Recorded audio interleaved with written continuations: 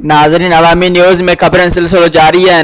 घोसपुर में ख़बर ॾींदा हलो। घोसपुर शहर में ज़रई नकली दवाउन ऐं ॿिज भाण विकिरो थियण सबब आबाद गारन के लखें रुपयनि जो नुक़सान असण ते आबाद गारन जो नकली ॿिज भाण विकिरो कंदड़ शहर के मेन डीलर जयराम दास खिलाफ नूरदीन एवान की अॻवानी में एहतजाजी मुज़ाहिरो कयो। मुतासिर मीडिया अॻियां दाइंदे चए तो शहर के मेन डीलर सेठ जयराम दास जेको कारो भाण ॾिनो आहे, जेको हथरादू ठहियल ऐं रंग ॾिनल आहे, जंहिं सबब असांजे फसलन खे कापारी धक रसियो आहे। इन ॿुधायो त केतिरा ई भेरा ज़राअत खाते तोड़े deputy commissioner Kashmore at Kandhkot Munawar Ali Mithiani की शिकायतूं कयूं आहिनि, पर शहर जे मेन डीलर जयराम दास के बाअसर माण्हुनि जी पुठ भराई हुजण सबब संदन खिलाफ केर भी कार्रवाई करण लाइ तैयार कोन्हे। मुज़ाहिरीन सिंध के वॾे वज़ीर सैयद मुराद अली शाह तोड़े ॿियनि वसवारनि खां मुतालबो कयो त जयराम दास खिलाफ कानूनी कार्रवाई करे संदन दुकान ते छापो हणी नकली ॿिज भाण जी चुकास करे आबाद गारन मां गणती खत्म करे वधिक थींदड़ नुक़सान का बचायो वञे। मज़ीद खबरों और तफसीलात के लिए विजिट करें हमारी वेबसाइट www.awamiNewsHD.com।